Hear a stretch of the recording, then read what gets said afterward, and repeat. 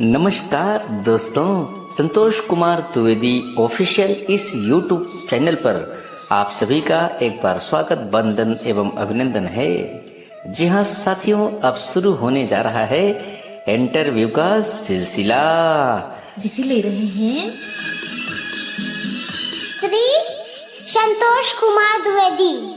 और इंटरव्यू जिनका हो रहा है उनका नाम है आदरणीय प्रमोद कुमार द्विवेदी।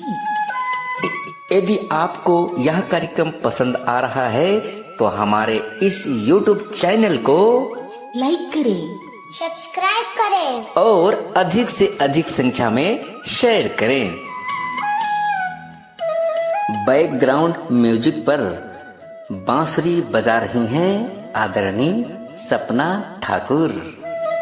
दोस्तों, यदि आप भी चाहते हैं कि आपका भी साक्षात्कार रिकॉर्ड किया जाए और प्रसारित किया जाए, जी हाँ साथियों, तो आप हमारे नंबर 9968239659 99 68 23 96 59 पर संपर्क करके अपने इंटरव्यू हमारे पास रिकॉर्ड करवा सकते हैं। हम विश्वास दिलाते हैं कि आपका इंटरव्यू इस कार्यक्रम में हम अवश्य प्रसारित करेंगे। धन्यवाद।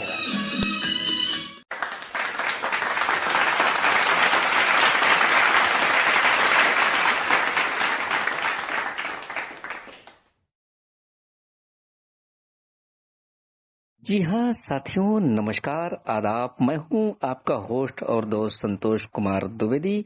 कार्यक्रम लेकर के आ गया हूँ आज के मेहमान।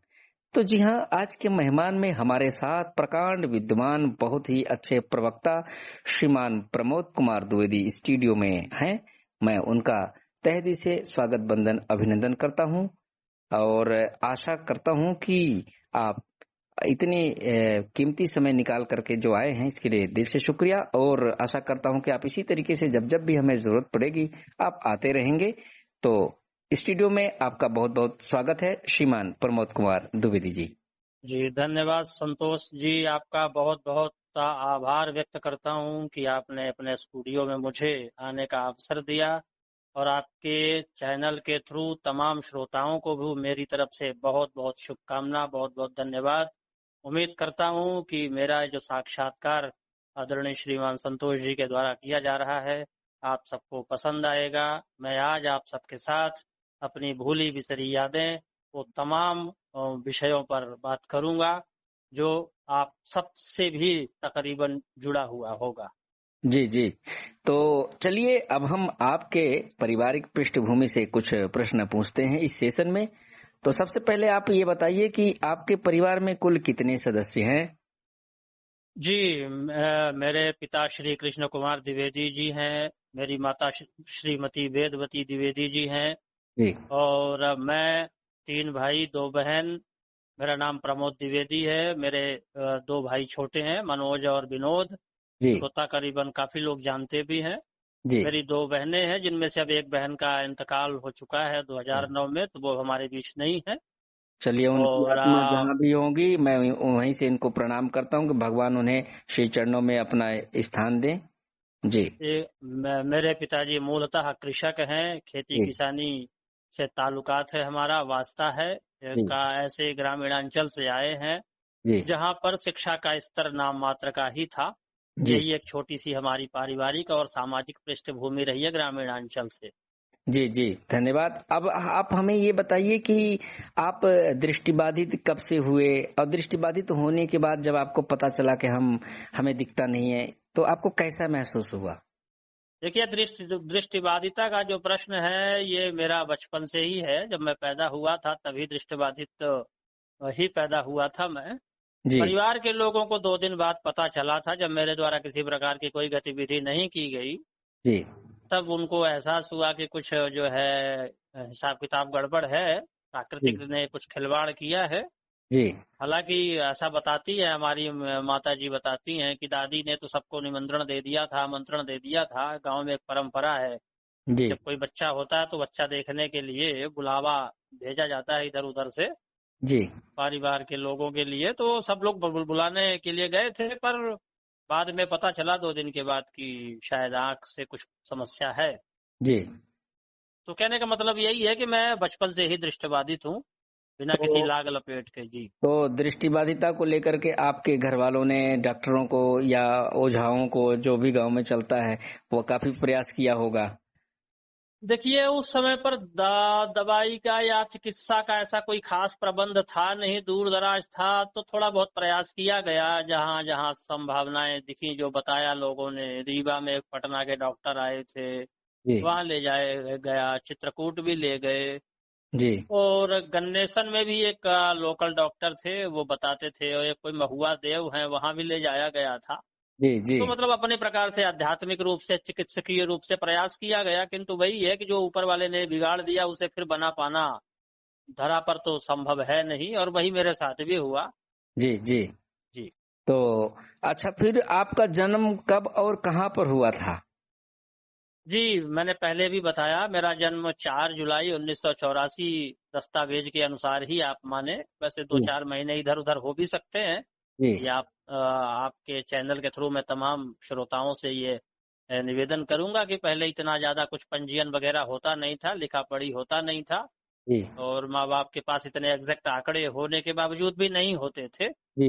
तो हो सकता है कि 1-2 महीना, 4 महीना इधर उधर हो, और जी। दस्तावेज के मुताबिक 4 जुलाई 1984 ही मेरा जी। प्रासंगिक जो है जन्म तिथि है। जी। जी। और किस गांव में हुआ था? अपने गांव का थोड़ा जी, सा नाम गांव बताइए। गांव जी। जी बिल्कुल, ग्राम जी। पोस्ट वसीगड़ा है, जी। नवीनतम जिला मऊगंज है, जी। जी। तहसील हनमना, थाना साहेबपुर। जी। तो ये एक है, अभी रीवा जिले से यह जिला अलग हुआ है। जी। एक 1-2 वर्ष हो गए मेरा ख्याल है। जी। जी। अच्छा, तो बस। आपको आपको बचपन में खाने पीने में क्या पसंद था? जरा श्रोताओं को हमारे हाँ बताएं। ये बड़ा इंटरेस्टिंग सवाल आपने किया है। जी। जी। जी। आपके इन चुटकीलों सवालों पर सभी श्रोताओं से मैं ये साझा करना चाहूंगा कि मुझे कढ़ी या कोई भी साग हो, दाल हो, ये सब चीजें बड़ी पसंद रही हैं शुरू से। जी। कढ़ी के लिए तो मैंने बहुत लंबी लंबी यात्राएं की हैं। जी। जब मैं स्कूल में पढ़ा करता था, तब मैं स्कूल से और कोठी कंपाउंड रीवा में एक जगह होती थी, जी। मैं कढ़ी खाने वहां भी चला जाता था क्लास छोड़ करके, इतनी पसंद थी। आज भी क्या पसंद है बात है! क्या बात कि है! हाँ, कढ़ी का हाँ। मुझे पता मिल जाए तो मैं अपने विरोधियों को भी गले लगाने को तैयार रहता हूँ। मतलब इतना अच्छा, अच्छा। प्रेम है, कढ़ी, दही, छाछ, मठा, जी। दूध घी से ज्यादा दूरी है हमारी, इतना प्रेम नहीं करता हूँ मैं। जी। मिष्ठान से भी मेरे को ज्यादा लगाव नहीं है, किंतु कढ़ी और नमकीन या ऐसी कोई हरी साग सब्जियां हो, इन सब चीजों का बड़ा दिलचस्पी हूँ मैं। अच्छा, अच्छा, चलिए, बहुत ये जान करके बहुत अच्छा लगा। अच्छा, अब ये बताइए कि बचपन में आप कुछ शरारतें भी करते रहे होंगे, जिससे कई बार आपको डांट भी मिली होगी, पिटाई भी हुई होगी। इस संदर्भ में जरा कुछ चुलबुली शरारतें हमारे श्रोताओं को बताएं आप। और शरारतें तो बचपन में जो बच्चे करते हैं, उन शरारतों में जी। मैं भी तकरीबन था ही, और जी। काफी पिटाई होती थी, घर पर भी होती थी, जी। विद्यालय स्तर पर भी होती थी। जी। मित्र मंडली के लोग भी दुखी हो जाया करते थे। जी। कई बार हम हॉस्टल में थे, तो आपस जी। में हम मस्ती मजाक करते करते किसी की थाली में नमक ज्यादा डाल देते थे, कभी कुछ। तो इस तरह की शरारतें तो खैर ये तकरीबन सभी करते हैं, वो मैंने भी किया है। जी। ऐसी जी। विशेष कोई शरारत मुझे याद नहीं जो मैंने अच्छा। ऐसी की हो कि श्रोताओं से साझा की जा सके। चलिए, बहुत बहुत अच्छा लगा। अच्छा, ये बताइए कि आपके दृष्टिबाधिता को लेकर के आपके रिश्तेदारों और आपके गांव परिवार में क्या वो सोचते थे आपके बारे में, इस और संदर्भ? जी। पुरानी जो परंपराएं थी, जो मान्यताएं थी, उन मान्यताओं के आधार पर सबका मानना यही था कि दृष्टिबाधित होना मतलब एक बोझ है। जी। और ये जिंदगी, कई बार तो लोगों ने ये तक कहा कि इससे अच्छा ऊपर वाला इनको ना ही भेजता तो अच्छा था। काफी लोग कहते थे, कटाक्ष करते थे, जी। और वो सब ताने सुनने के बावजूद भी हमारे माता पिता ने अपनी सामर्थ्यता के मुताबिक हमारी परवरिश की। जी। और अब वो गांव की मान्यताएं जो सबके साथ बीती हैं, तकरीबन वही है। ऐसा कुछ है नहीं कि हमारा गांव कोई स्वर्ण मुद्राओं का भंडार या कुछ ऐसी गोडान हो जहां पर कुछ अवशिष्ट ऐसे मिले हों जिनसे कि हम ऐतिहासिक पृष्ठभूमि के रूप में उन्हें बता सके श्रोताओं को। जो तमाम श्रोताओं ने जो झेला है दृष्टिबाधित साथियों ने, जी। उससे हो सकता है कि मैं, मेरे लिए 21 ही रहा है, 19 तो कम से कम नहीं रहा। लिए ऐसे माँ बाप को मैं प्रणाम करता हूँ कि आपको को इतनी अच्छी परवरिश दिए, इतने अच्छे संस्कार दिए। तो अब आप हमें ये बताइए कि आप का जो व्यवहार भाई बहनों के साथ, माँ बाप, माता पिता के साथ में कैसा रहा और आपका सबसे ज्यादा लगाव किससे था? देखिए अब यूं ये तो आपने इस तरह से इतना कठिन प्रश्न पूछा है कि जी जिसमें जी फर्क जी कर पाना या जिसका जवाब देना जी मौलिक रूप से सही तो नहीं है। जी जी जी किंतु मैं ये मानता हूँ, ये मेरी अपनी अलग मान्यता है, कन्वेंशन है, मेरी सोच है जी कि दृष्टिबाधित होने के बाद आपके साथ लोग कितना भी अच्छा व्यवहार कर लें, जी पर कहीं न कहीं वो उपेक्षा का भाव आपको एहसास करा ही देते हैं। जी और वो मेरे साथ भी हुआ। व्यक्तिगत रूप से मेरा ऐसा कोई लगाव जो था वो मेरे से बड़ी बहन थी, जी सुनीता। आज नहीं है वो इस दुनिया में। जी जी तो उनसे मेरा विशेष स्नेह था। जी हालाँकि उनका स्नेह सभी भाइयों के प्रति था। जी जी बहनों के साथ हमारा तकरीबन सब कुछ ठीक-ठाक ही था। भाइयों से भी ख़ास ऐसी कोई खटास नहीं थी। जी पर चूँकि अब आपने सवाल ऐसा पूछा है तो किसी एक का नाम लेना है, जी जी और वो जी नाम जी लेना है तो ऐसे व्यक्ति का नाम लें जो पुण्य आत्मा आज हमारे बीच नहीं है, तो मुझे लगता है वो बेहतर होगा। जी जी आपके जी इतने खतरनाक सवाल का यही उचित जवाब होगा। जी जी नहीं, कई बार होता है ना कि बच्चों का किसी से विशेष लगाव हो जाया करता है या उन्हें वो ज्यादा मानते हैं, ज्यादा जी, प्यार जी। करते हैं। एक्चुअली हमारे साथ जी जी कंडीशन ये रही कि देखिए मैं जुलाई 1991 में विद्यालय आ गया था जी जी जी पढ़ने के लिए। 7-8 साल की उम्र तो हमारी ऐसे ही निकल गई थी। खेलते-कूदते तो हमें इतना प्यार प्रसंग ये सब चीज़ें कि कौन मानता है, कौन पीटता है, खाना मिलता ही था, कपड़े धुले ही मिल जाते थे, नहला दिए जाते थे, मार-कूट के बैठा दिए जाते थे। जी तो जी ये सब चीज़ों का उस टाइम पर वक़्त मिला नहीं। जब प्यार और प्रेम और ये सब चीज़ें समझने की बारी आई तो हॉस्टल में आ गए। तो हॉस्टल में फिर मित्र मंडली के लोग मिले, उनसे वार्ता हुई। तो ऐसा कुछ कहना ठीक नहीं होगा कि किसके साथ कम और ज़्यादा रहा। चलिए चलिए, बहुत बढ़िया नपा तुला आपने, बहुत अच्छा उत्तर दिया। अच्छा, अब आपने बात छेड़ दी है खेल की, तो बचपन में आप कौन कौन सा खेल खेलते थे और सबसे पसंदीदा खेल आपका कौन सा था? जी जी, खेल में मैं बचपन में क्रिकेट भी खेलता था, थोड़ा बहुत अपना ये कबड्डी वगैरह भी खेल लेता था, कुश्ती-उश्ती भी, और स्पोर्ट्स की जो फिजिकल एक्टिविटीज़ थी, लॉन्ग जंप, हाई जंप, गोला फेंक वगैरह ये सब करता था। जी शतरंज मेरे दृष्टिकोण में एक अच्छा गेम था। और शतरंज में काफ़ी अच्छा मन करता था खेलने का। जी रात बीत जाती थी पर शतरंज खेलने को छोड़ने का मन नहीं करता था। तो चेस एक अच्छा गेम था। जी जी क्रिकेट और चेस ये दोनों आप कह सकते हैं कि मेरे पसंदीदा खेलों में रहे हैं। जी जी। तो बहुत बहुत अच्छा लगा। अच्छा, अब ये बताइए कि कुछ बचपन की ऐसे अनछुए पहलू पहलू जो जिस पर हमारा ध्यान न गया हो, हमारे श्रोताओं को आप बताना चाहते हैं, जिससे दृष्टि बाधित जो हमारे साथीगण हैं उस वो कुछ सीखें, समझें और अपने बचपन को और अच्छे तरीके से सवारे सजाएं। जी, बिल्कुल, आपके श्रोताओं को और मैं अपने स्वयं में जो एक अनुभव करता हूँ कि एक दृष्टिबाधित होने के बाद हम रंगीन दुनिया से दूर हो जाते हैं, इसमें कोई अ, ऐसी बात है नहीं, ये कटु सत्य है। जी जी किंतु जो दृष्टिहीनता स्वीकार करने के बाद आगे बढ़ने का मज़ा है, जी वो ज़िंदगी में किसी और में है नहीं। जी जी क्योंकि आप अगर अध्यात्म के दृष्टिकोण से भी देखते हैं, तब भी आपको नेत्र बंद करने ही पड़ते हैं। जी जी अच्छा है कि ईश्वर ने आपको दृष्टिहीन करके भेजा, तो आपकी एकाग्रता जो है वो जो है भंग नहीं होती है। जी और आप किसी भी काम को यदि अच्छे दिल से और दृढ़ इच्छा शक्ति के साथ करते हैं, तो मुझे लगता है कि आंखों वालों की अपेक्षाकृत दृष्टिबाधित साथियों की या दृष्टिबाधित लोगों की स्मरण शक्ति भी तगड़ी होती है। जी और किसी भी चीज को वो एक बार याद कर लेते हैं तो हजार ठोकरें लगने के बाद भी वो उनसे डिलीट नहीं होती हैं। तो मैं ये मानता हूं कि दृष्टिहीनता को आप अभिशाप नहीं वरदान समझते हुए जी यह सुनिश्चित करें और लोगों को विवश कर दें जी कि हाँ, हम दृष्टिहीन तो हैं, इसमें कोई शक नहीं है, पर ये भी मेरे लिए अच्छा है कि वो गंदगी नहीं देख रहे हैं जिस गंदगी को हम कभी गले लगाते हैं, कभी थू थू करते हैं। जी जी तो मुझे लगता है कि, और उसके साथ साथ एक और बात बोलना चाहूंगा आपके श्रोताओं को, जी आपके चैनल के थ्रू, जी कि जब आपको ठोकरें लगे तो आप घबराएं नहीं। ठोकरों से आदमी मजबूत होता है, आप मजबूत होएं और छड़ी लेने से कभी न शर्माए। मैं आज भी ड्यूटी जाता हूँ तो मैं बेंत लेकर के जाता हूँ, जी और बेंत अपना स्टाफ रूम में रखने के बाद फोल्डिंग स्टिक निकालता हूँ, तब क्लास रूम तक जाता हूँ। जी जी तो मैं कहता हूँ कि छड़ी जब मैं रीवा में था तो एक डॉक्टर थे, डॉक्टर M.K. राठौर, जी तो मेडिकल चेकअप हो रहा था, हमें शायद जयपुर जाना था जी क्रिकेट खेलने के लिए। तो उस टाइम उन्होंने बोला था, stick is the eye of the blind. जी जी तो ये आपकी आंख है, अपनी आंख को आप अपने साथ रखें। जी हम देखते हैं कई बार आजकल के हमारे दृष्टिबाधित साथी किसी सामान्य व्यक्ति के हाथ पकड़ने के बाद छड़ी लेना भूल जाते हैं।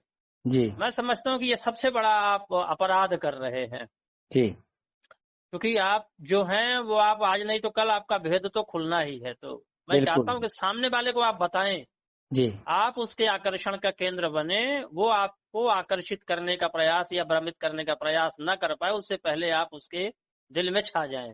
जी जी हम सहानुभूति का समर्थन करते तो हैं, किंतु दयालुता का समर्थन नहीं करते।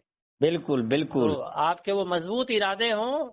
आप हमारे रीवा नेत्रहीन विद्यालय के जो सांसद महोदय थे, स्वर्गीय श्री यमुना प्रसाद शास्त्री जी, जी उन्होंने दृष्टिबाधित होने के बाद राजनीतिक जीवन में जो कदम रखे और उसके बाद फिर पीछे मुड़कर नहीं देखा उन्होंने। जी तो हम सबको उनसे प्रेरणा लेनी चाहिए, और मुझे लगता है कि सभी दृष्टिबाधित साथी हमारे काफी सबल है, सक्षम है, समर्थ है जी और बड़े बहादुर हैं, और ऊपर वाला जिनको भी पैदा कर रहा है उनको अतिरिक्त शक्ति देता है, जी और हाँ उस शक्ति का आप संपूर्ण रूप से आप उसका इस्तेमाल करें और भरपूर इस्तेमाल करें, ताकि सामने वाला मूक दर्शक होकर के और सिर्फ और सिर्फ आपकी उपलब्धियों को देखे। बिल्कुल आपने सही कहा। अपनी कमजोरी को अपना हथियार बना लें, आप जरूर कामयाब होंगे। कौन कहता है कि आसमां में सुराग हो नहीं सकते, जरा तबीयत से एक पत्थर उछाल कर तो देखो यारो। बहुत जी ही अच्छे बिल्कुल विचार बिल्कुल आपके बिल्कुल सर। लगे। तो चलिए अब इस सेशन के अंत में हम अपने श्रोताओं को आपके पसंद का एक गीत सुनवाना चाहेंगे, तो कौन सा गीत आप पसंद करेंगे? जी, मेरे को आप गीत मेरी पसंद का सुनवाना चाहते हैं तो ये दिल तुम बिन कहीं लगता नहीं, जी ये गाना यदि आपके पास उपलब्ध हो तो अवश्य सुनवाएं। अवश्य अवश्य, ये दिल तुम बिन लगता नहीं, ये हम आपको गाना सुनवाने जा रहे हैं।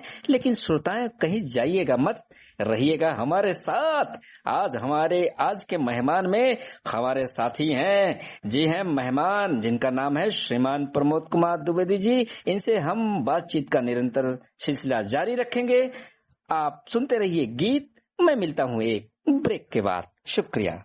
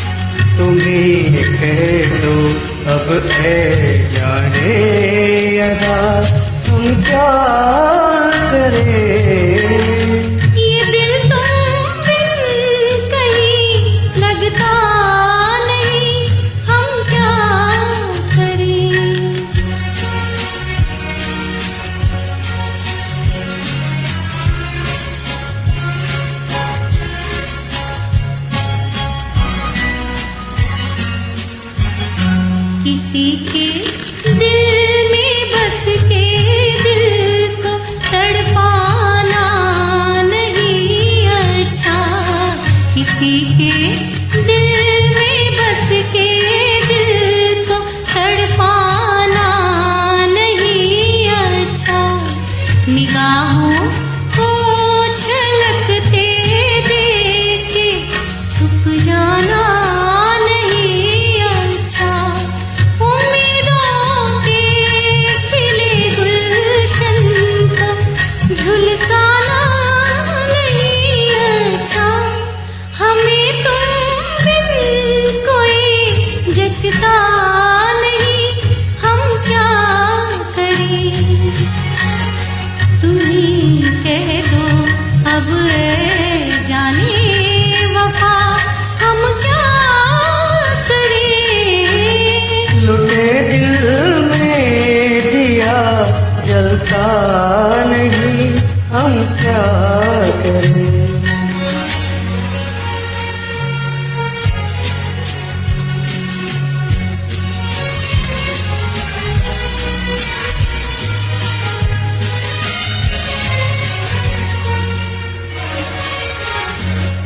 मोहब्बत कर तो ले लेकिन मोहब्बत आस आए दिन।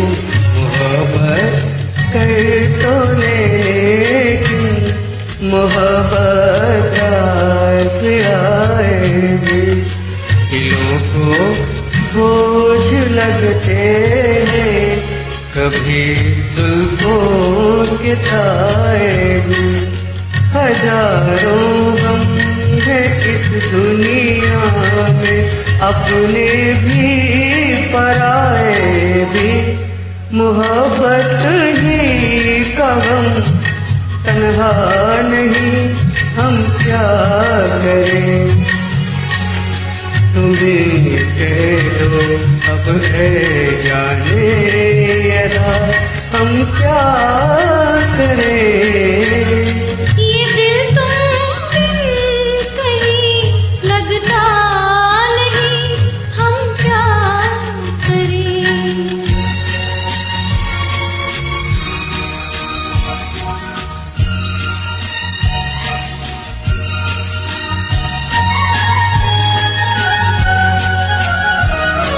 बुझा दो आग दिल की, या इसे खुल कर हवा दे दो।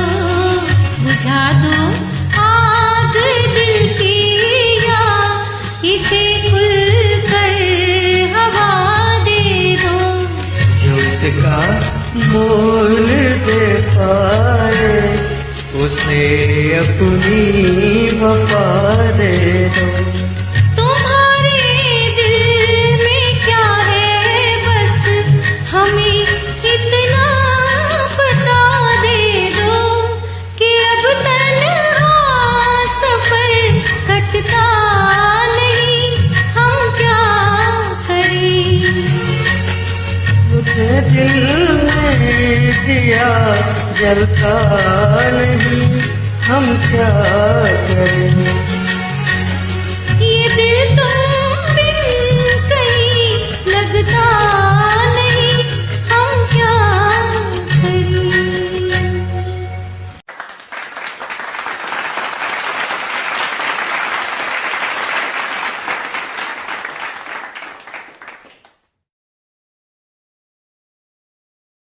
वेलकम बैक साथियों, एक बार फिर मैं आ गया हूँ आपका होस्ट और दोस्त संतोष कुमार द्विवेदी। आज के मेहमान में हमारे साथ मेहमान हैं आदरणीय श्रीमान प्रमोद कुमार द्विवेदी। तो एक बार फिर इनका मैं स्टूडियो में स्वागत करता हूँ। तो आइए अब दूसरे सेशन में हम श्रीमान प्रमोद कुमार द्विवेदी जी की शिक्षा दीक्षा के संदर्भ में कुछ बातें पूछेंगे। तो स्वागत है सर आपका। धन्यवाद सर। तो आप हमें सर्वप्रथम ये बताइए कि आपको दृष्टिबाधित स्कूल के बारे में, यानी ब्लाइंड स्कूल के बारे में सर्वप्रथम कैसे पता चला कि ये लोग पढ़ सकते हैं, कौन बताया? जी जी सर, एक्चुअली मेरी मौसी जी रीवा में रहती हैं, सामान नाका के पास। जी तो मेरे मामा जी भी वहीं रहा करते थे, जी उन्हीं के पास रह के अपना काम धाम करते थे। तो उन्होंने बताया था कि यहाँ स्कूल है, और फिर बाद में देखने भी आए थे मामा और मौसी दोनों। जी और इसके बाद मामा जी ने ही फोर्स करा और फिर मेरे पिताजी और मामा दोनों आए थे मेरा एडमिशन करवाने के लिए। जी वैसे इधर उधर से चर्चा तो होती थी कि रीवा में ऐसा स्कूल है, पर एग्जैक्ट लोकेशन किसी को पता थी नहीं। जी। फिर मामा जी वगैरह ने इसका जांच पड़ताल की और उन लोगों ने ही मेरा दाखिला करवाया। चलिए, बहुत बढ़िया लगा कि आपका।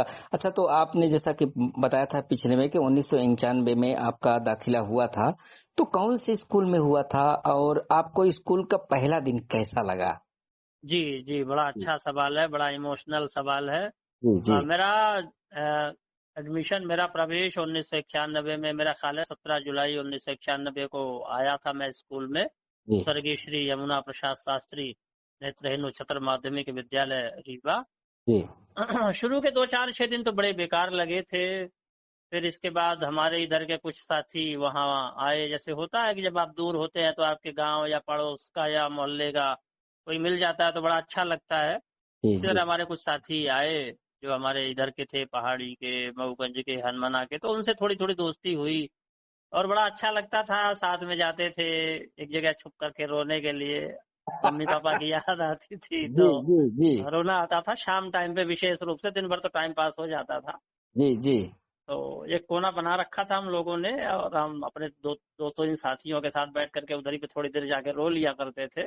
जी जी फिर तब तक खाने का टाइम हो जाता था तो फिर हमारे बड़े अच्छे कलाकार टाइप के, जोकर टाइप के थे वहां जी पर खाना बनाने वाले, लल्लू द्विवेदी जी। जी तो उनकी वो बुलंद आवाज, वो 6 फीट से ऊपर की उनकी लंबाई, वो उनका दुबला पतला लेकिन ऊंचा कद, जी उनकी आवाज पूरे विद्यालय में गूंजती थी और वो बड़ी मनोरम लगती थी, बड़ी मनोहर लगती थी। बड़ा मजा आता था सुन करके। तो फिर सही। खाने का टाइम हो जाता था सर, फिर खाने चले जाते थे। बस खाने के बाद तो फिर वही है, बत्ती बुझाओ और ब्रेल में अपना थोड़ा बहुत सीखो पढ़ो। जी सर। जी, तो मेरे को सूत्रों से पता चला है कि जब आप रोते थे तो आम पापड़ यानी अबावट बहुत खाया करते थे, खाते जाते थे और रोते भी थे। हाँ सर, वो माँ का प्यार सर वो माँ का प्यार था। जी जी और उसे खा खा के और रो रो करके और माँ को याद करना, वो जी। अलग ही दौर था सर। वो अच्छा। अद्भुत समय था सर। जी वो नहीं जी आएगा लौट के। बिल्कुल बिल्कुल बिल्कुल सही कह रहे हैं।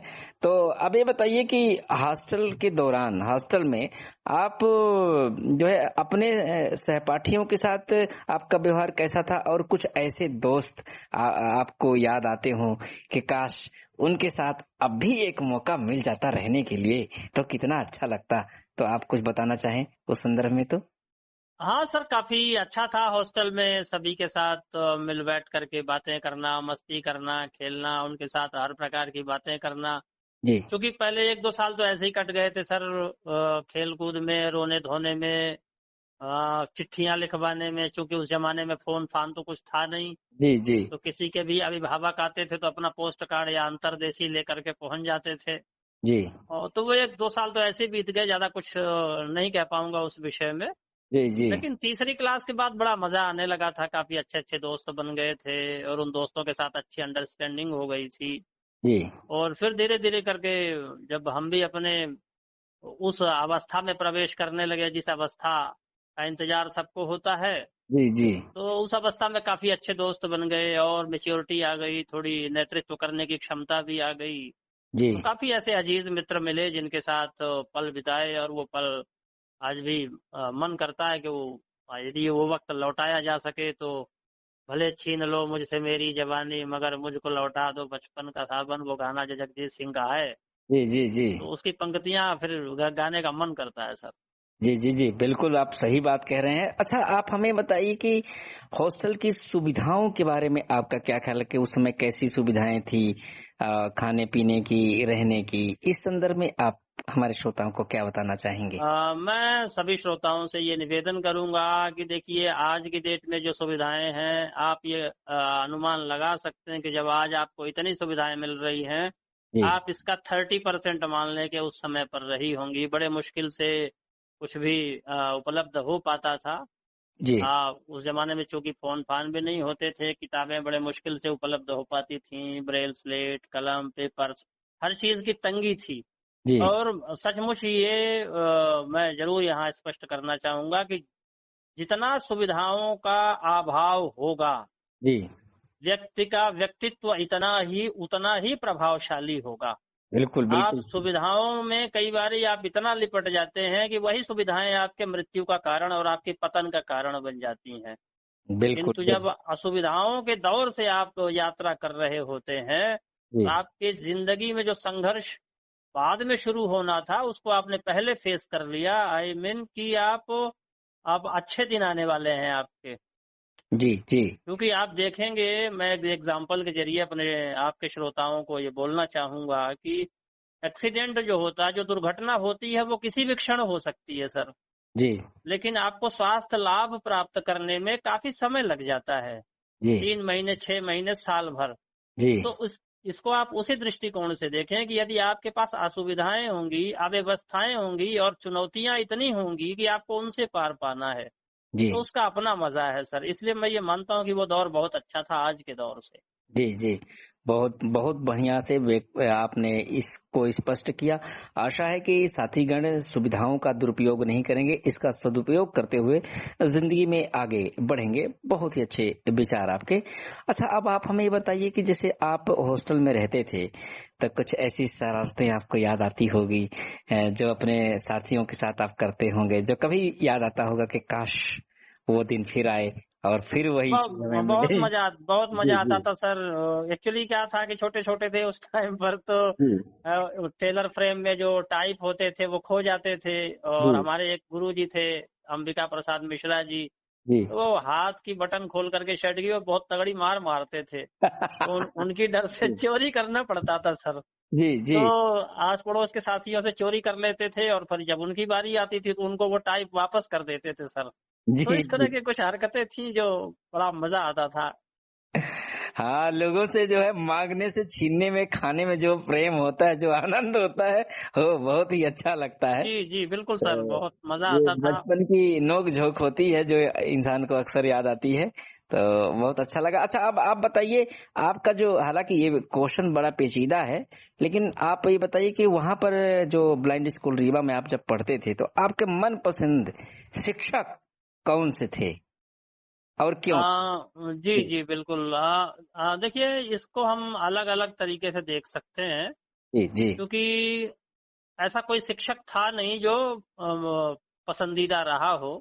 जी किंतु अपने अपने टाइम पर सब ठीक थे। जी विशेष रूप से अगर मैं कहूँ तो एक स्वर्गीय श्री सुंदरलाल दाहिया जी थे।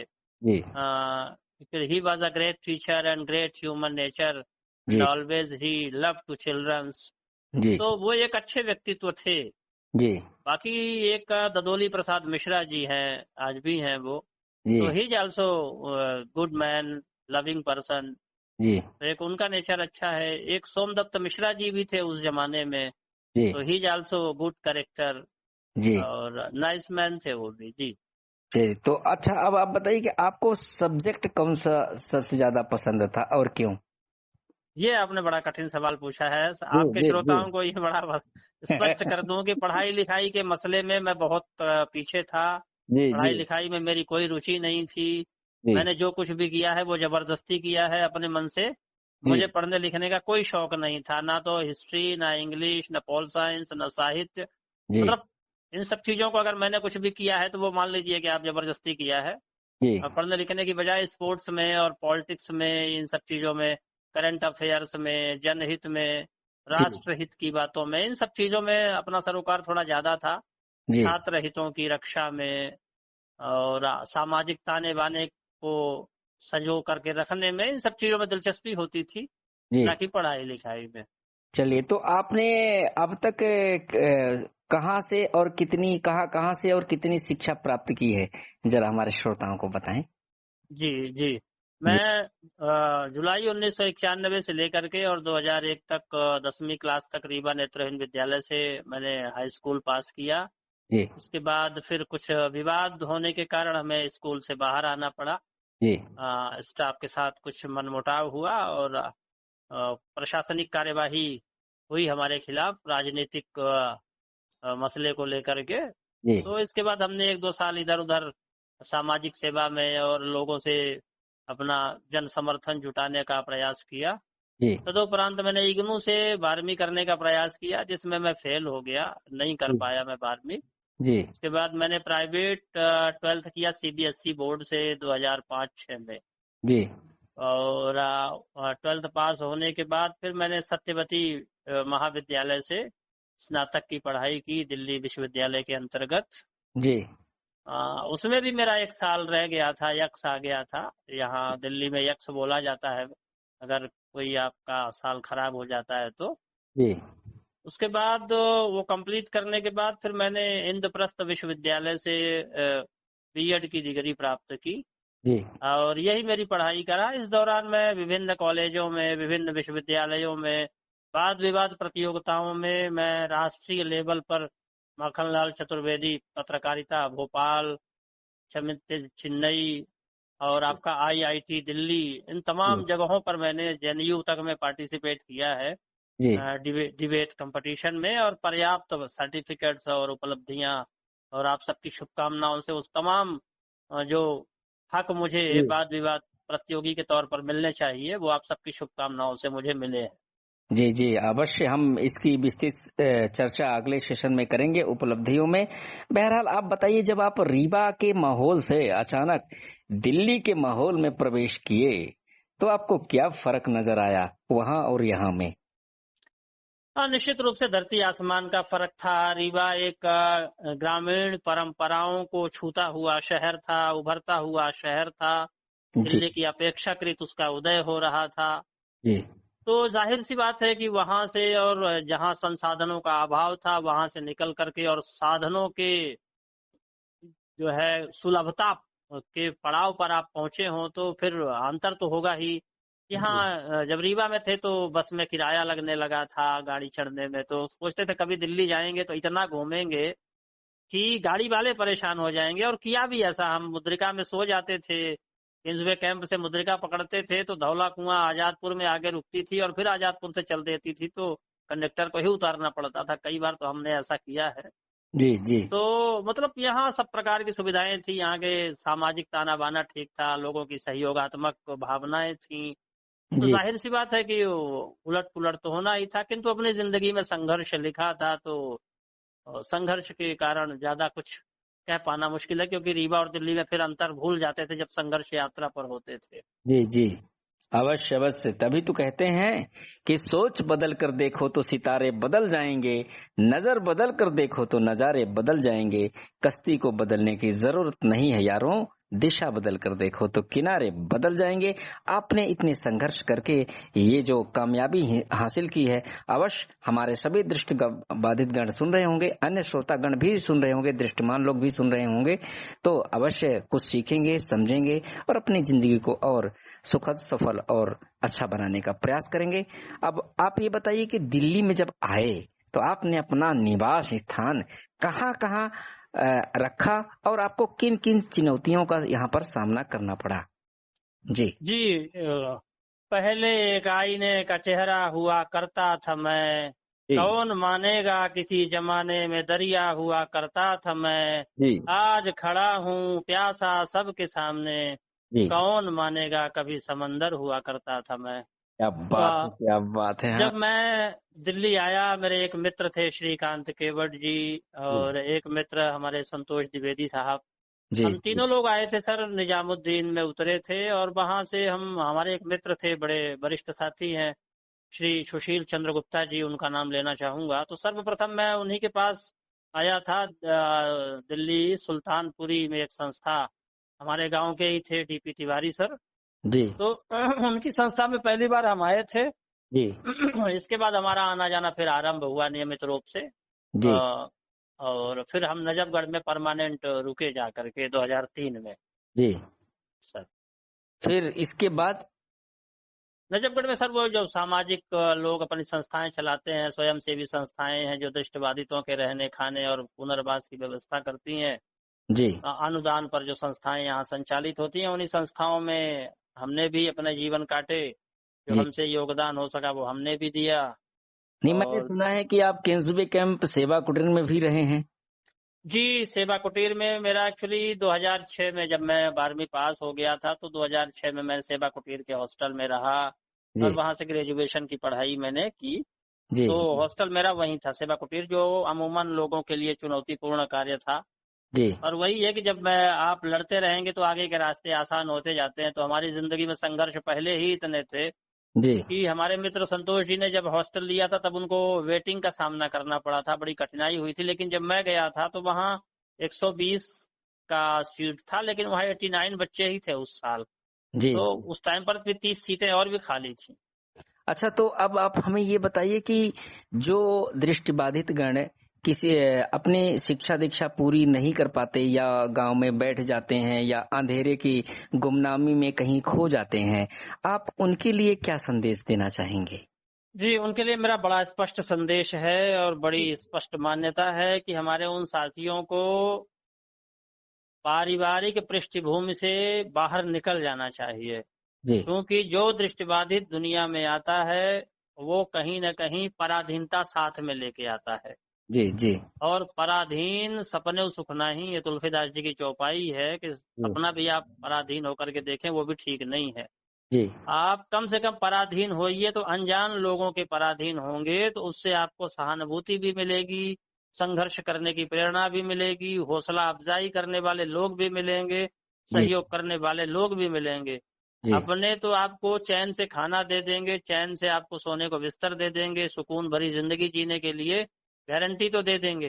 जी पर सच यही है कि वो एक समय ऐसा आएगा कि वो सोचेंगे कि काश ऐसा हो जाता। जी इस काश शब्द से दूर होने के लिए बेहतर है कि आप घर का त्याग कर दें और जी जितना जल्दी हो सके करके, और बेशक किसी न किसी संस्थाओं में या अपने किसी रोजगार में या अपना स्वयं का कुछ अ, परिश्रम कर पाए तो आपकी जिंदगी के लिए भी और समाज के लिए भी बेहतर होगा।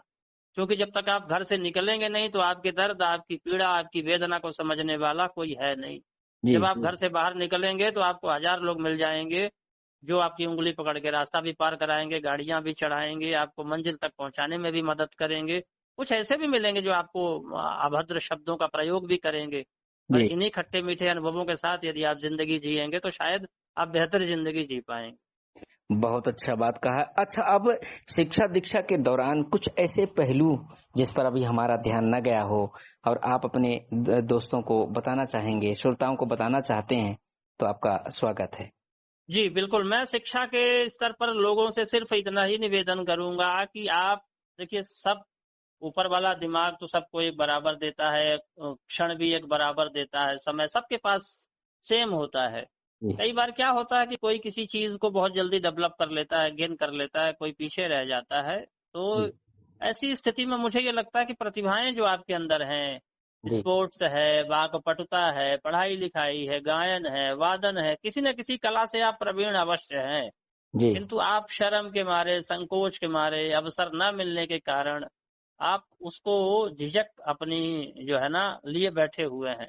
जी आज अवसर मांगने से नहीं मिल रहा, आजकल अवसर छीनना पड़ता है। तो आप लोगों के लिए चुनौती बने, जी आप बाहर निकलें। शिक्षा में सभी चीजें आती हैं, जी डिग्री डिप्लोमा अपनी जगह पर है, हो सकता है वो सर्विस सेक्टर में काम आते हों, जी किंतु जो आपका आर्ट है, जो आपका स्किल है, जो आपका कला कौशल है, वो आपको समाज में स्थापित करता है।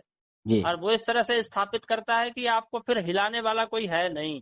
जी तो आप किसी भी क्षेत्र में वो मुकाम बनाएं, वो शोहरत हासिल करें, उसके लिए आपको अपनी प्रतिभा का वो उत्कृष्ट प्रदर्शन देना पड़ेगा जिसके आप सचमुच हकदार हैं, आपके खजाने में है, किंतु आप उसे छुपा करके रखे हैं। जी मैं जी ऐसा जी मानने के लिए तैयार बिल्कुल नहीं हूं कि एक इंसान, एक व्यक्ति के अंदर कोई कला नहीं है। कला सब में है, कोई कला विहीन तो कम से कम नहीं है। जी जी नेत्रहीन आप अवश्य हो सकते हैं, मंद बुद्धि के हो सकते हैं, श्रवण बाधित हो सकते हैं, किंतु कलाहीन तो कम से कम आप नहीं हो सकते। नहीं हो ये मेरी सकते। अपनी मान्यता है। जी बिल्कुल बिल्कुल, किसी ने खूब कहा है कि दृष्टिहीन हम हृदयहीन नहीं, आपका अस विस्तार का सभी का, जो यहाँ बिने निमंत्रण आपे किया सहज स्वीकार। जी हाँ, बहुत ही अच्छी आपने बात की। अब चलते चलते इस सेशन के अंत में हमारे श्रोताओं को आप अपने पसंद का कौन सा गीत सुनवाना पसंद करेंगे? जी, बड़ा फेवरेट एक गीत है जी पंकज उधास साहब का, चांद की दीवार न तोड़ी प्यार भरा दिल तोड़ दिया। जी जी जी, तो अगर आपके पास ये उपलब्ध हो तो निश्चित रूप से आप। बिल्कुल बिल्कुल। चांदी की दीवार न तोड़े प्यार भरा दिल तोड़ दिया, एक धनवान की बेटी ने निर्धन का नाता तोड़ दिया। अवश्य हम आपको ये गीत सुनवा रहे हैं। ये ओरिजिनल में ये मुकेश जी का गीत है ना? जी जी तो जी। तो हम किसी न किसी दृष्टिबाधित की आवाज में आपको यह गीत सुनवाने जा रहे हैं। आप सभी लोग इस गीत का आनंद लीजिए और साथियों कहीं जाइएगा मत, हमारे साथ अभी भी बातचीत का सिलसिला जारी है आज के मेहमान में। और आज के मेहमान हैं श्रीमान प्रमोद कुमार द्विवेदी जी। तो मैं मिलता हूं एक ब्रेक के बाद, जब तक आप इस प्यारे से गीत का आनंद लेते रहें। शुक्रिया।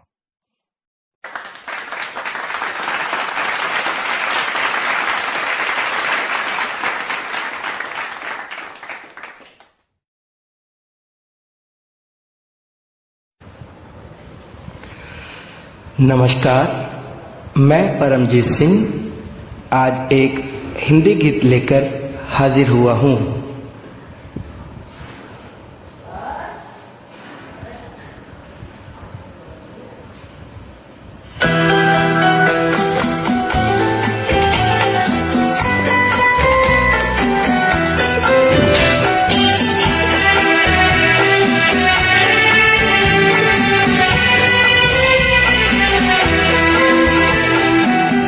चांदी की दीवार न तोड़ी, प्यार भरा दिल तोड़ दिया। चांदी की दीवार न तोड़ी, प्यार भरा दिल तोड़ दिया। एक धनवान की बेटी ने निर्धन का दामन छोड़ दिया। चांदी की दीवार न तोड़ी, प्यार भरा दिल तोड़ दिया।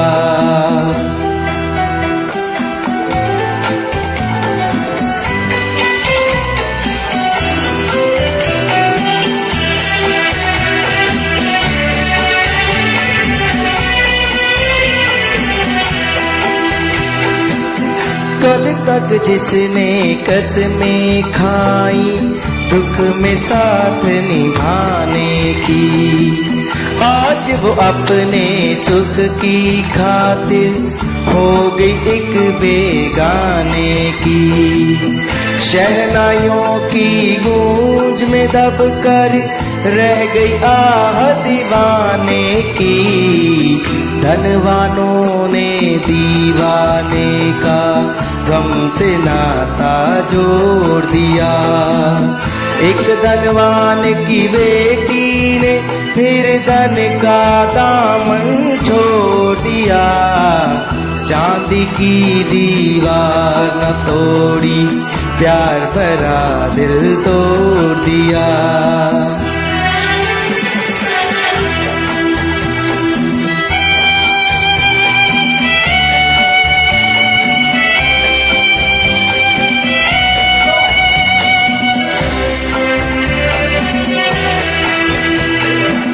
वो क्या जाने प्यार को जिनका सब कुछ चांदी सोना है। धनवानों की इस दुनिया में दिल तो एक खिलौना है। सदियों से दिल ढूंढता आया, दिल का बस ये रोना है। जब तक चाहा दिल से खेला और जब चाहा तोड़ दिया। एक धनवान की बेटी ने निर्धन का दामन छोड़ दिया। चांदी की दीवार न तोड़ी, प्यार भरा दिल तोड़ दिया। चांदी की दीवार न तोड़ी, प्यार भरा दिल तोड़ दिया। नमस्कार दोस्तों, आप सुन रहे थे परमजीत की आवाज में ये प्यारा सा गीत। तो फिर मिलेंगे किसी और गीत के साथ।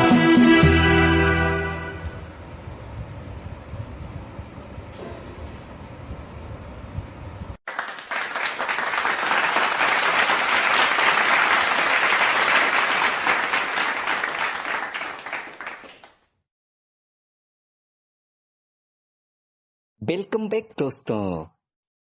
तो एक बार फिर स्वागत है श्रीमान प्रमोद कुमार द्विवेदी जी का कार्यक्रम आज के मेहमान में। अब हम आखिरी यानी अंतिम चरण में आ गए हैं और यहाँ पर श्रीमान प्रमोद कुमार द्विवेदी जी की अब तक हुई उपलब्धियों पर बात करेंगे, प्रश्न पूछेंगे और उसका उत्तर वो देंगे। तो एक बार फिर स्वागत है Shriman Pramod Kumar Dwivedi ji. Thank you sir, thank you. जी जी। तो आप अब ये बताइए कि आपने अब तक अपने जीवन में कौन कौन सी उपलब्धियां अर्जित की हैं और कैसे? हाँ जी जी बिल्कुल सर। जी जी उपलब्धियों के मसले में गिनाने को कुछ नहीं है, बताने को बहुत कुछ है। जी उपलब्धियों में सबसे बड़ी चीज मैं जो मानता हूँ वो यही है कि जो मेरे दोस्त मेरे साथ विद्यार्थी जीवन में थे वो आज भी मेरे पास पूंजी के रूप में जमा है। जी सबसे बड़ी उपलब्धि के तौर पर मैं यही मानता हूँ जी कि आप किसी भी लेवल पर पहुंच जाएं, किसी भी हद को पार कर जाएं, कहीं भी चले जाएं, जी किंतु जो सफर में आपके हमसफर थे आप उनको ना भूलें।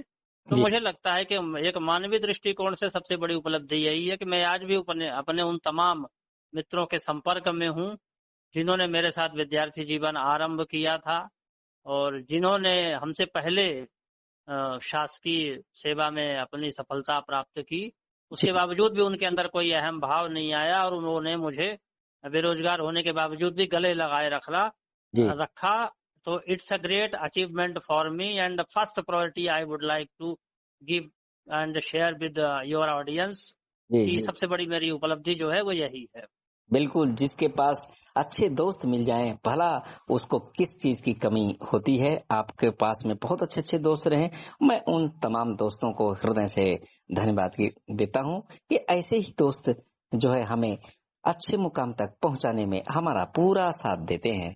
तो बहुत अच्छा लगा। अब ये बताइए कि जैसे पिछले सेशन में आप अपनी उपलब्धियों की बात कर रहे थे कि हमने बहुत जगह कंपटीशन वगैरह जीते, तो आप बताइए जब आपको पहली बार जब आपको कंपटीशन में प्राइज मिला तो आपको कैसा लगा और आपने कौन कौन से कंपटीशन में क्या क्या पोजीशन प्राप्त किए, जरा हमारे श्रोताओं को बताएं ताकि श्रोताओं के अंदर भी एक उल्लास हो कि जब वो कर सकते हैं तो हम क्यों नहीं।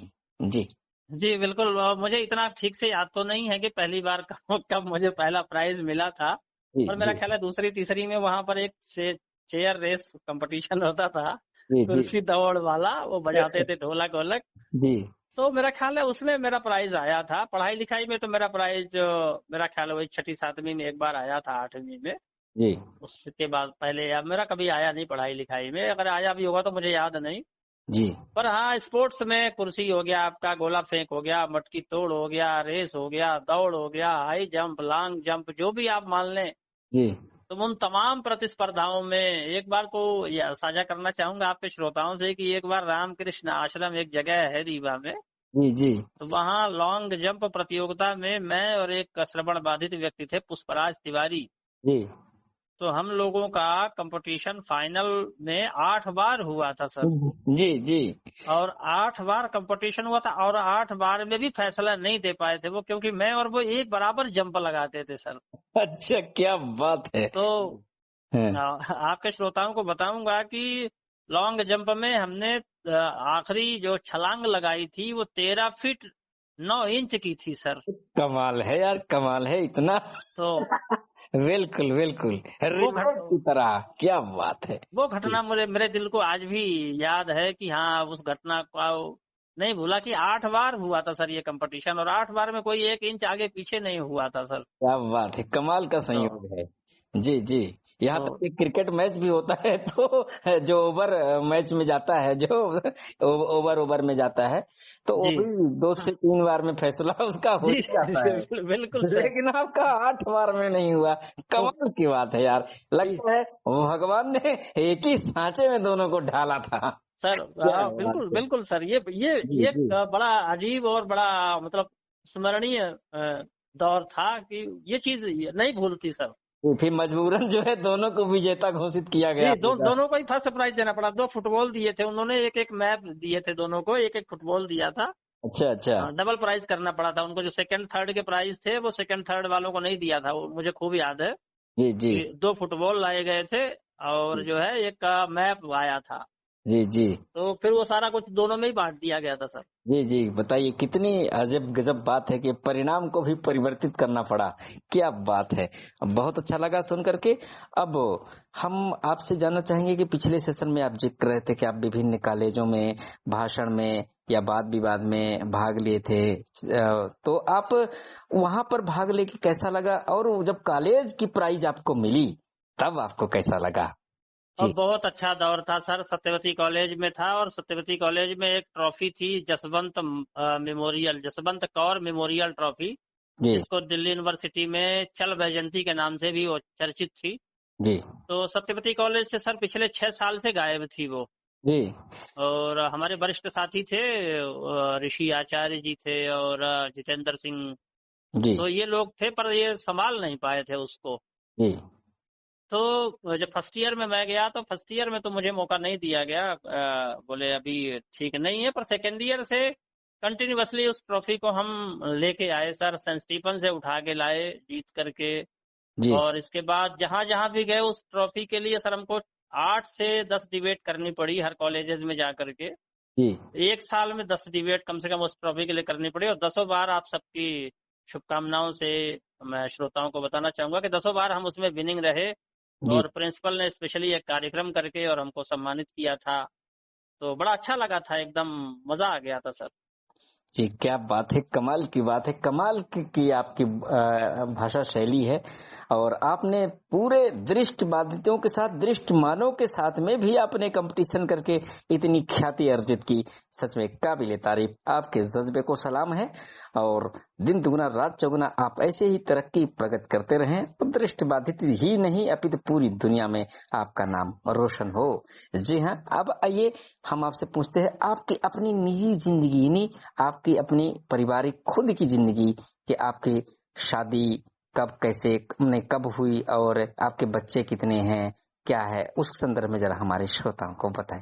जी बिल्कुल, आपके श्रोताओं को मैं निश्चित रूप से बताना चाहूंगा कि मेरी धर्म पत्नी श्रीमती नीतू द्विवेदी जी हैं, वो दृष्टिबाधित महिला हैं जी और वर्किंग है, सैफई मेडिकल कॉलेज इटावा में कार्यरत है 2013 से। मेरी शादी जो है वो 14 दिसंबर 2012 को हुई थी, जी एक सामाजिक संस्था द्वारा शादी मेरी करवाई गई थी फरीदाबाद में।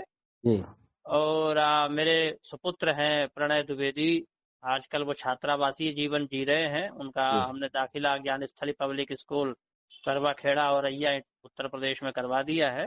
जी वो भी अपनी मम्मी से अलग रह रहे हैं, हॉस्टल में है। जी वो सब सकुशल हैं, ठीक ठाक है, अच्छे हैं, रिष्ट पुष्ट हैं, जी कोई दिक्कत नहीं है, 6 स्टैंडर्ड में है। जी और मैं आप के श्रोताओं को बताऊं कि मैं दिल्ली सरकार के अंतर्गत टीजीटी शिक्षक के तौर पर काम कर रहा हूं। 2023 से 28 अगस्त को मेरी ज्वाइनिंग हुई है। जी और शादी हमने नौकरी से पहले कर ली थी, तब हमारी धर्मपत्नी जी की भी नौकरी नहीं थी। जी हालांकि शादी के 1-2 महीने बाद उनकी नौकरी लग गई थी, जी पर तब संकट के बादल गहराए हुए थे। तो इस विषय पर भी मैं आपके श्रोताओं से कहूंगा कि नौकरी के इंतजार में उम्र ना गुजारिए। जी हाँ, नौकरी के इंतजार में उम्र ना गुजारिए, सरकार आपकी खोज ले न ले, आप अपनी घरवाली जरूर अपने घर उतारिए। घरवाली जरूर बुलाइए। हाँ, बहुत तो बढ़िया, बहुत बढ़िया। जी क्योंकि आप यदि पितृ ऋण मुक्त होना चाहते हैं जी तो आपको फिर एक संतान के पिता के तौर पर इस धरती पर अपना योगदान देना पड़ेगा। देना ही पड़ेगा। बहुत बढ़िया बात आपने कही है। तो अच्छा, अब हमें ये बताइए कि जैसे मान लीजिए कि आपकी शादी वादी सब हो गई, बच्चे भी हो गए, लेकिन जब आपकी पहली बार जब आपकी सरकारी नौकरी दिल्ली गवर्नमेंट में लगी, तो आपको कैसा लगा, और पहला दिन विद्यालय का कैसा लगा? सच बताऊं सर, तो मेरे को 3 महीने तक इस बात का विश्वास नहीं हुआ कि मुझ जैसे अभागे को भी नौकरी मिल गई है। क्या बात है, क्या बात, कमाल की बात कर रहे हैं यार आप। हाँ, मुझे इस बात पर खुद अपने आप पर विश्वास नहीं हुआ कि मेरी नौकरी लग चुकी है, जी क्योंकि जो नौकरी का दौर था उसमें बड़ी कठिनाई थी सर। जी मेरा सिलेक्शन तो हो गया था, मेरे 117 नंबर आए थे, सिलेक्शन हो गया था, लेकिन बाद में उन्होंने कुछ कारण बताते हुए मुझे वेटिंग में रख दिया था।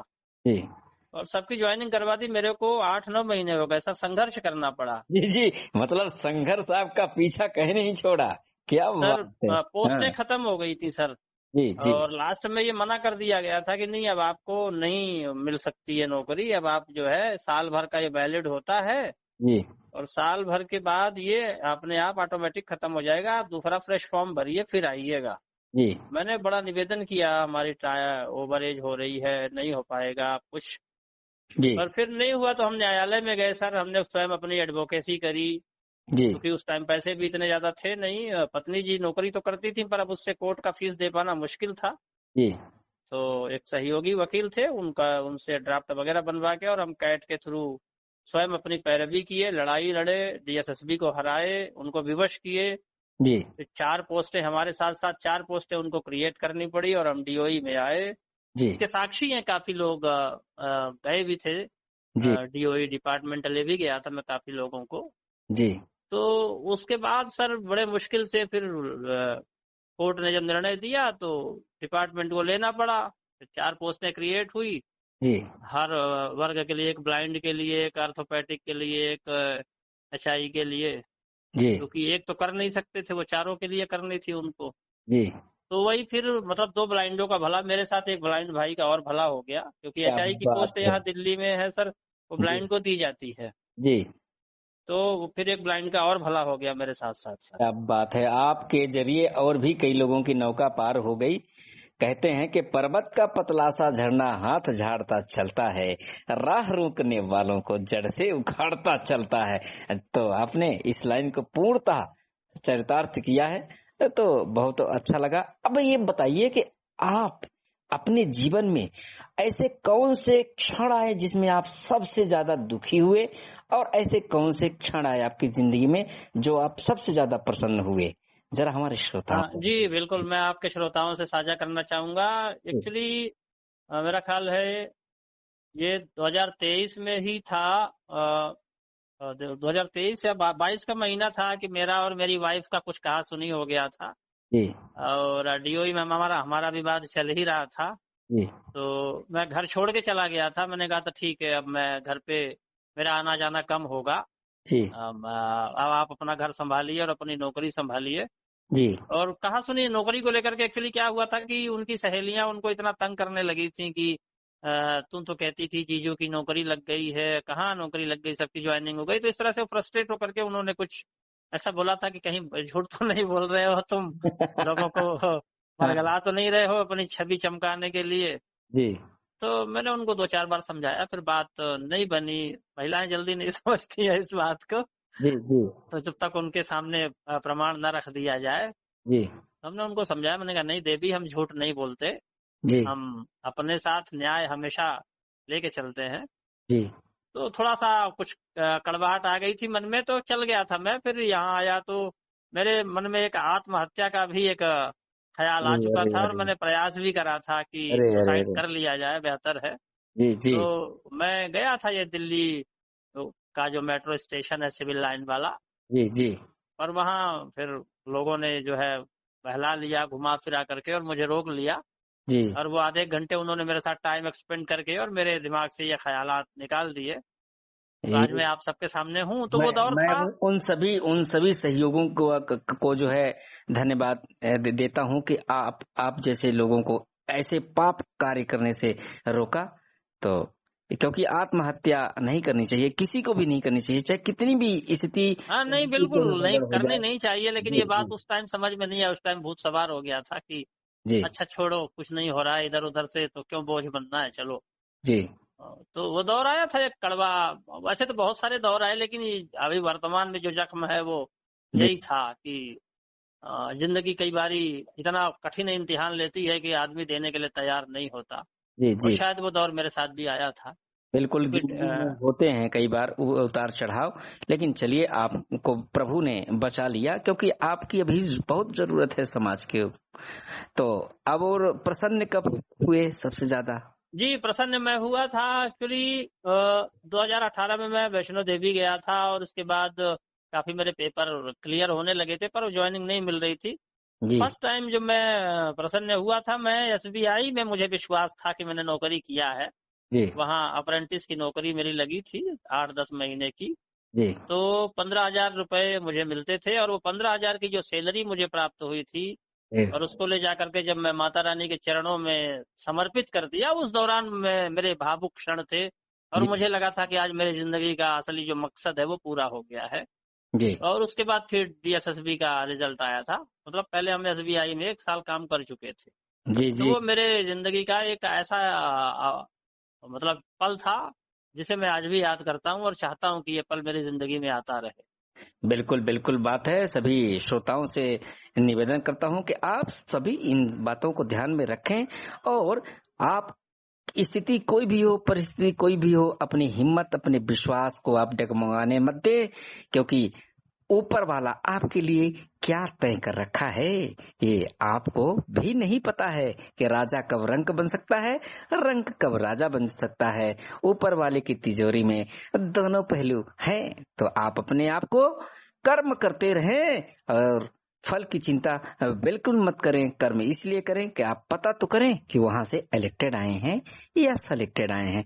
बहुत अच्छी बात आपने कहा है यहाँ पे। अब कुछ ऐसे प्रश्न जो हमारे श्रोताओं को आप मतलब कुछ ऐसी चीजें जो आप हमारे श्रोताओं को बताना चाह रहे हो, जिस पर अभी हमारा ध्यान ना गया हो, तो आपका स्वागत है।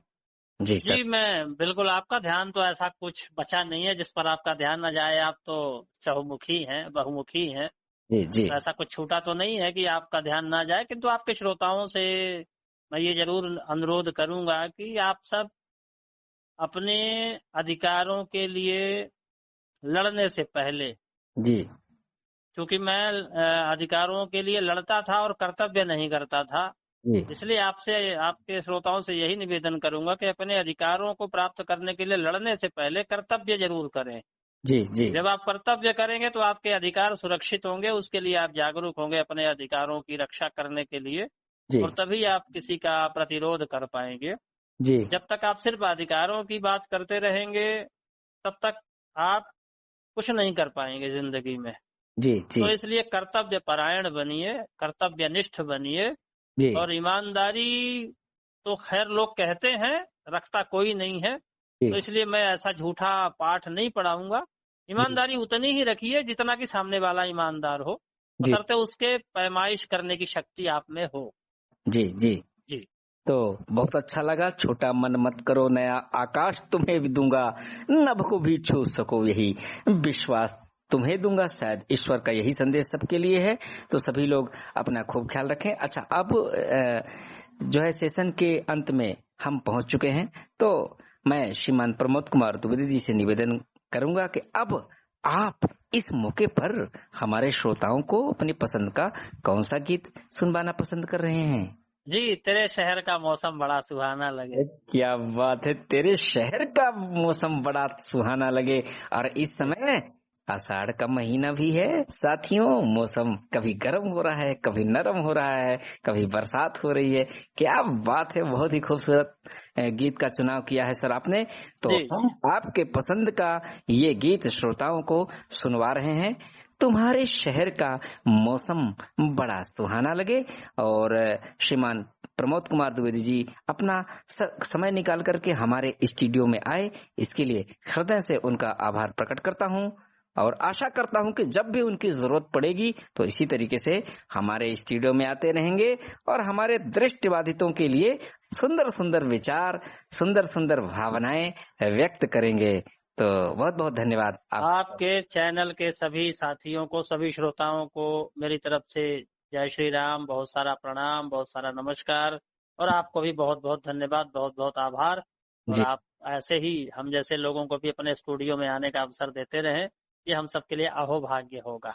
जी जी जी। बहुत बहुत धन्यवाद आपसे। धन्यवाद धन्यवाद। लेकिन श्रोताओं, जाते जाते एक जरूरी बात, यदि यह कार्यक्रम आपको पसंद आ रहा है तो हमारे इस YouTube चैनल को अधिक से अधिक संख्या में लाइक करें, सब्सक्राइब करें और अन्य दोस्तों के पास शेयर अवश्य करें, ताकि हमारे कलाकारों का मनोबल बढ़ सके। और यदि आप भी चाहते हैं कि आपका भी इंटरव्यू यानी साक्षात्कार इस कार्यक्रम में प्रस्तुत किया जाए, तो आप हमसे संपर्क कर सकते हैं संतोष कुमार द्विवेदी के नंबर 9968239659 यानी 9968 239659 पर संपर्क करके अपने इंटरव्यू करवाने की रजामंदी दे सकते हैं। हम विश्वास दिलाते हैं कि इस कार्यक्रम में आपके साक्षात्कार को हम अवश्य प्रस्तुत करेंगे।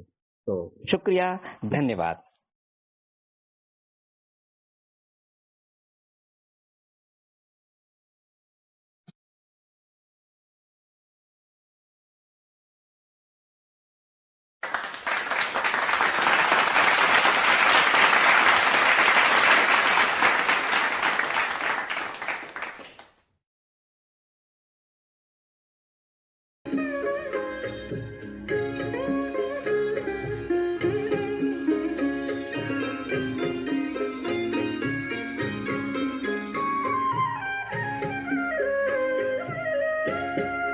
तुम्हारे शहर का मौसम बड़ा सुहाना लगे, तुम्हारे शहर का मौसम बड़ा सुहाना लगे।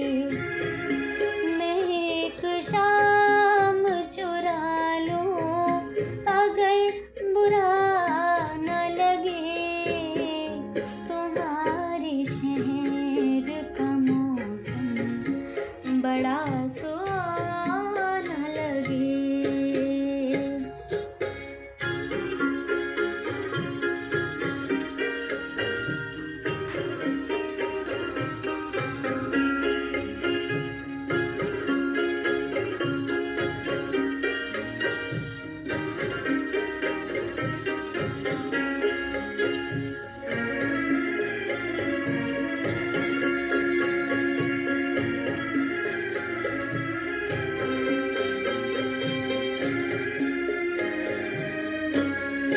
तुम्हारे बस में अगर हो तो भूल जाओ मुझे, तुम्हारे बस में अगर हो तो भूल जाओ मुझे। तुम्हें भुलाने में शायद मुझे ज़माना लगे, तुम्हें भुलाने में शायद मुझे ज़माना लगे। मैं एक शाम चुरा लूं अगर बुरा न लगे, तुम्हारे शहर का मौसम बड़ा सुहाना लगे।